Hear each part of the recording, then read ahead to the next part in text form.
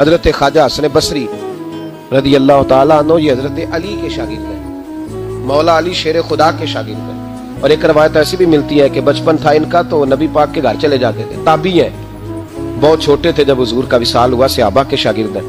ایک دفعہ حضرت ام سلمہ کہتی ہیں کہ نبی پاک صلی اللہ علیہ وسلم کا بچا ہوا پانی پڑا تھا تو وہ بھی حضرت حسن بصری اٹھا کے پی گئے، یعنی حضور علیہ السلام کا جھوٹا پینے کا بھی اللہ نے انہیں لعاب دہن شدہ پینے کا بھی بڑے صاحب بصیرت تھے۔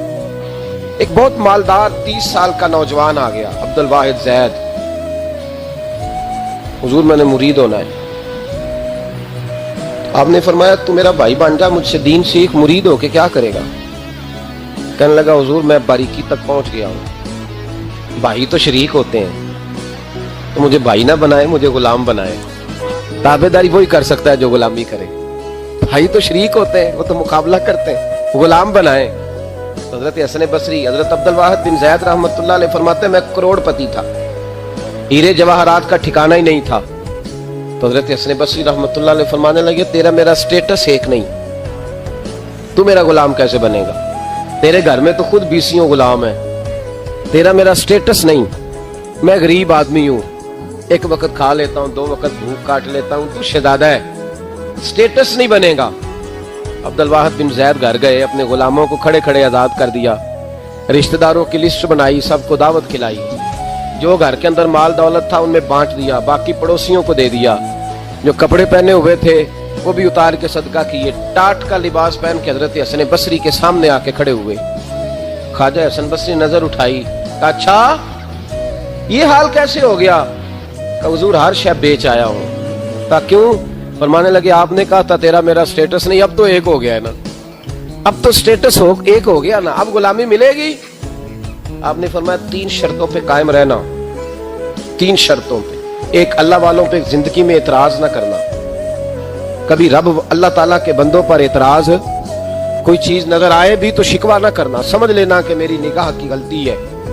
اور دوسرا، روز اپنے اوپر محنت کرنا، محبت کم نہیں ہونی چاہیے، بڑھنی چاہیے۔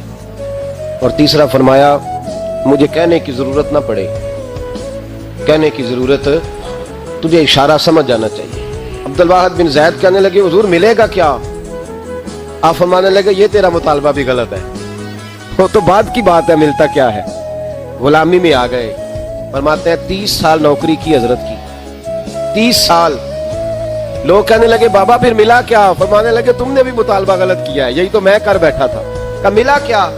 آپ فرمانے لگے میرا اس وقت حال یہ ہے کہ لوگ دعا کر کے رب سے لیتے ہیں، میں دعا نہیں کرتا، ابھی میں سوچتا بھی پورا نہیں، میرا رب وہ چیز پہلے مجھے عطا فرما دیتا ہے۔ بغداد کے لوگ کہتے ہیں بغداد میں قحط پڑ گیا، بارش نہیں ہوتی تھی، بارش نہیں ہوتی تھی، کٹھے ہو کے سارے گئے، آپ بغداد آئے ہوئے تھے، کٹھے ہو کے لوگ گئے، کہا حضور بارش نہیں ہوتی، مہربانی فرمائیں۔